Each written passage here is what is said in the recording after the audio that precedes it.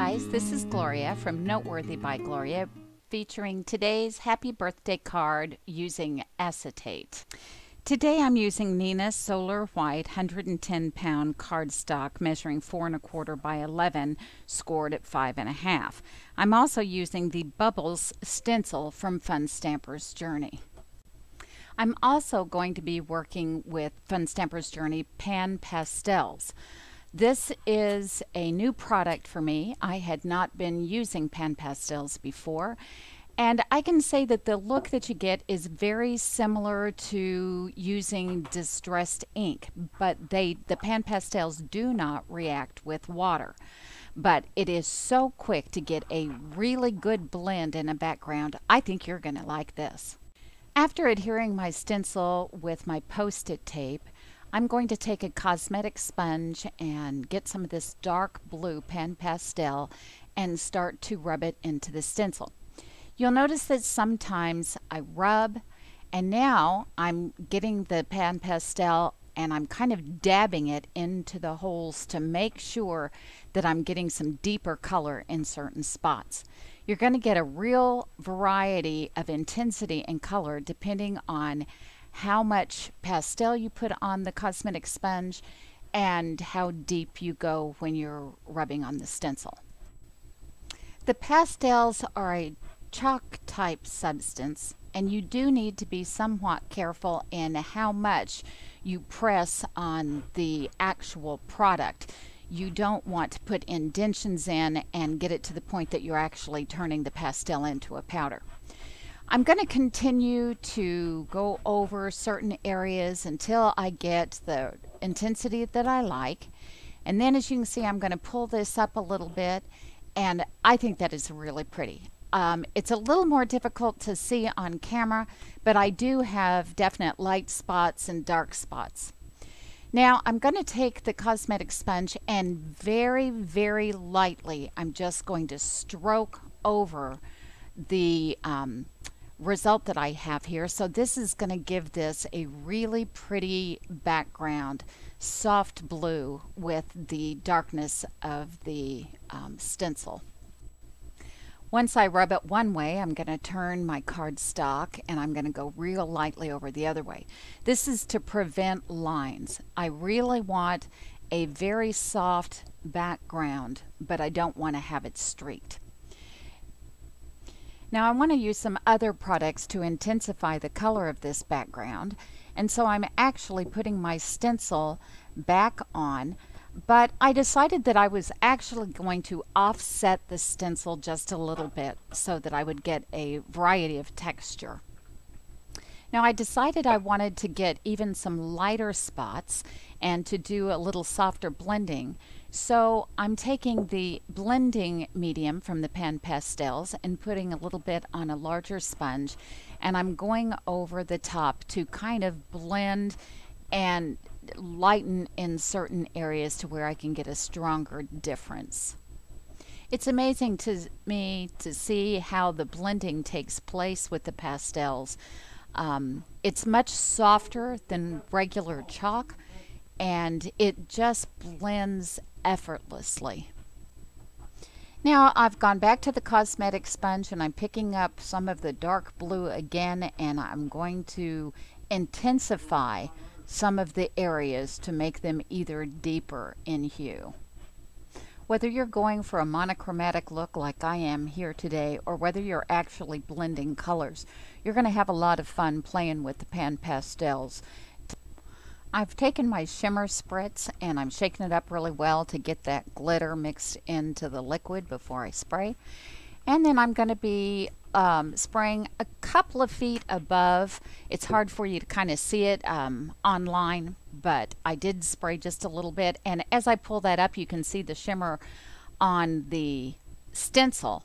And I wish you could really see it on the cardstock because it just is absolutely gorgeous. It just sparkles and shines, adding elegance to the card.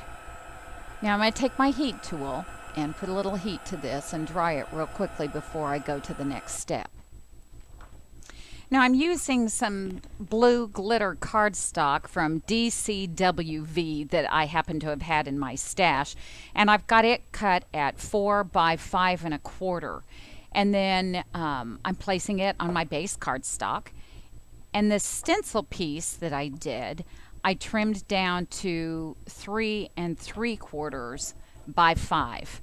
And I'm going to be placing that right on top of the glitter. You're going to notice when I adhere this to the glittered cardstock that I take my finger and kind of rub it on the stencil. And there is a fixative out there, a spray fixative that you can put to make sure that the pastel doesn't blend any further. But to be perfectly honest, I had no problems with this, and I feel pretty good at being able to send it in the mail the way it is. Now I'm taking my little balloon stencil and placing it on the cardstock, and I'm going to cut out a glittery balloon that I'm going to put on the front of this. I also have a piece of acetate that I cut a 1/2 inch longer than the actual card. And as you can see, I'm wiping it off on both sides. There's a lot of static in plastic, and so I just wanted to make sure that I didn't have any stray pieces sticking to the acetate. I'm placing the acetate on the front of the card, and then I'm kind of opening it up and laying it down, and I'm going to bend over that acetate to make just a tiny little flap that I can adhere to the front of the card.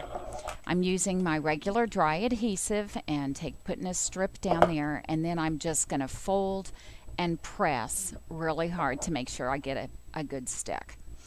And I'm turning it over and putting the adhesive on the other side, and I'm doing the same thing. You don't want your adhesive to be too tight because you want the card to be able to stay flat, but this is pretty easy to do. We now have the basic card done, and that acetate, along with the shimmer spray and the Fun Stampers Journey Silver Mist, is just beautiful. I wish that we could really get that glimmer and sparkle on the camera, but the lighting just doesn't really, it's just not good for that. But I'm taking my tea ruler, and I cut out the words Happy Birthday that I'm going to be mounting to the acetate on the front of the card. Now this is a slick surface, and I am using some liquid adhesive, but you'll have to put something on it. I used, I think, a stamp block to put down just a little bit of weight until it started to adhere. But I'm lining up the words Happy Birthday using my tea ruler just so that I can make sure and get the words straight. After I cut my letters with my stencil, I actually ran them through a Xyron so that I could get adhesive on the back. You can see that I'm using the backing sheet there and taking the letters right off. And I have a tendency to take things whenever I'm using that adhesive, and I stick it right to the edge of my tea ruler. So I can then, once I get them all lined up, then I can put just a little bit of pressure and tilt that tea ruler out and put it down, and then I know that all of my letters. Now I fussed around with this for a little bit and put the birthday underneath the word happy, and then my spacing I didn't really like, so I kind of moved the happy up just a little bit. But with that acetate on the front of the card, it gives you a little bit of leeway that you can very easily pull up those letters and replace them if you don't like the way they first stuck down. Once I decided I was happy with my lettering, then I started focusing on the balloon. I got some fun foam and just cut out a little piece. You can see I didn't even use the die cut. I just cut out a small piece of fun foam that I'm going to adhere to the back of that balloon, so that's going to pop it up off the card and give it some dimension. I'm going to trim it up just a little bit around the edges to make sure that that fun foam doesn't show. And then I'm going to stick it right to the acetate in the corner.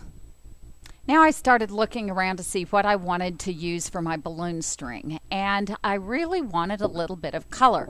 But any kind of ribbon or anything that I looked at that I happened to have, just I couldn't seem to find the right thing. And then I found this, actually it's plastic coated wire. I don't know where I got it. I don't know what I ever used it for, but it was variegated in color, and it had bright blue and red and yellow and just looked really festive and fun. But it was wire. And so it took me a little bit of time, but I actually just tied a little knot in the wire and used my multi-matte adhesive to stick it on there. I did put a stamp block on there to put some serious weight on it to where it would adhere. Since that was wire, I knew it was going to take a little bit more strength to get it glued down.